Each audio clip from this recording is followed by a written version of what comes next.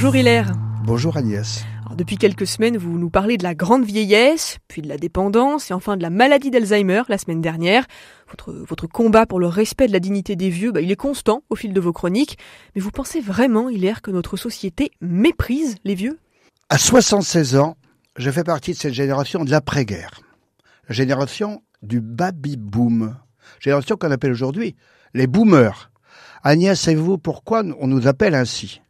Pour moi, les boomers, oui, c'est le baby-boom. Pour moi, c'est lié à ce pic de naissance qu'il y a eu après la guerre. Si j'ai bien... Le terme boomer est plus récent que ça. Ah. Il date de 2019. Je vais raconter une petite histoire. Chloé Sorabich, une jeune députée néo-zélandaise de 25 ans, intervenait sur la question du climat. Elle fut brutalement remise en cause par un député 70-75 ans pour lui dire qu'il n'était pas d'accord avec elle. La jeune députée lui répondit « Ok, boomer » en lui faisant signe de se taire avec un geste de la main. Traduisant « Cause toujours, vieux schnock, tu n'es plus dans le coup ». Cette réaction a fait le tour du monde des réseaux sociaux. Elle est devenue un cri de ralliement de la jeunesse branchée par rapport à ma génération. Sur les réseaux sociaux, les jeunes reprochent aux boomers d'être responsables des problèmes climatiques qui s'imposent à la jeunesse aujourd'hui. C'est votre génération, je crois. Oui, c'est vrai, je fais partie de cette génération-là. Mais vous, du coup, qu'est-ce que vous en pensez de ce regard de ma génération sur vous, les boomers, si on peut dire alors ? Écoutez, je suis globalement d'accord sur le contrat climatique. Il faut bien reconnaître qu'on y est pour quelque chose. Avec un peu de recul, on constate que chaque génération véhicule son lot de progrès et d'erreurs. Les jeunes générations dynamisent le monde et vivent en phase avec leur époque. C'est fantastique d'être jeune, vous oui, savez. Je confirme. Néanmoins, je ne souhaite pas qu'une génération en rabaisse une autre. Tous les âges apportent leur contribution au monde dans lequel nous vivons. Tous doivent être respectés, jeunes ou vieux, pour ce qu'ils sont. Et alors, quelle place notre société donne-t-elle aux vieux, Hilaire, selon vous ? Notre société du XXIe siècle sépare les vieux en deux catégories. On en a déjà parlé plusieurs fois. Le senior qui voyage, dépense, consomme et renvoie une image plutôt active de cette vieillesse-là. Puis vient le grand âge, appelé nos aînés par les politiques.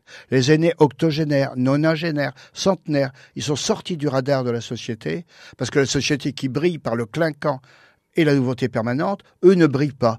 Vous savez, eux, ils font plutôt peur. Comment ça, ils font peur ? Parce qu'ils sont vieux. Parce que leur santé se dégrade. Parce qu'ils deviennent dépendants.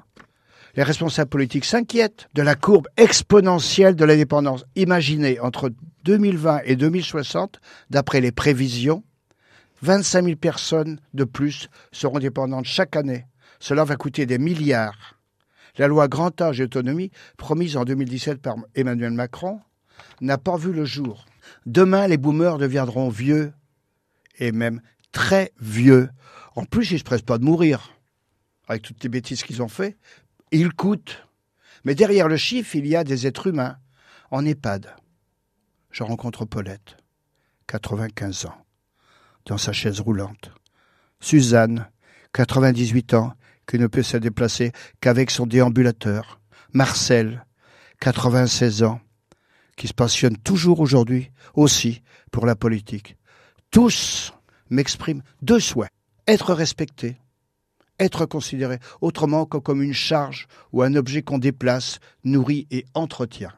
Alors c'est sûr que c'est pas facile d'être à la fois très vieux et dépendant. On souhaite être, je pense, respecté, considéré, aimé. Pendant ce temps, les politiques et parfois les familles elles-mêmes peuvent les considérer comme une charge, alors que pourtant, elles font partie de la famille au même titre que les autres membres. Oui. En 1942, Paulette, avec 15 ans, elle quitte Bordeaux sous les bombardements.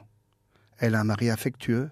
Elle me montre sa photo, les larmes aux yeux, en me disant « Il était tellement, tellement gentil ». Elle a eu 2 fils. Jean-Claude est décédé. Joël, qui vient la voir toutes les semaines. Elle a 2 petits-enfants et 2 arrière-petits-enfants.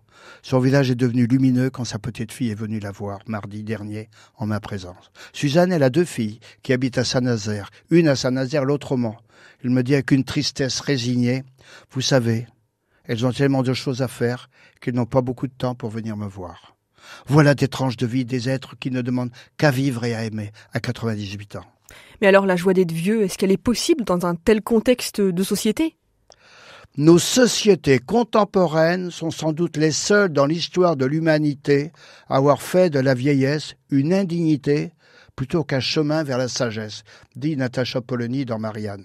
Les regards condescendants posés sur le petit papy ou la petite mamie en EHPAD sont humiliants et symbolisent notre rapport à la vieillesse. Ce regard Nous, vieux, demandons le respect de notre dignité. Si nous devenons dépendants, notre besoin de considération et de respect n'en est pas amoindri parce que nous sommes dépendants. De la naissance à la mort, nous avons les mêmes besoins, être respectés, être considérés et être aimés. L'isolement des vieillards est malheureusement une réalité. J'encourage les jeunes à aller rendre visite à leur mamie. Ils illumineront la journée de leur ancêtre et la combleront de joie. Merci beaucoup Hilaire pour cette très belle chronique, une chronique à retrouver bien sûr en podcast sur rcf.fr. Et bon, on vous retrouve naturellement la semaine prochaine. À très bientôt, merci. À très bientôt Agnès.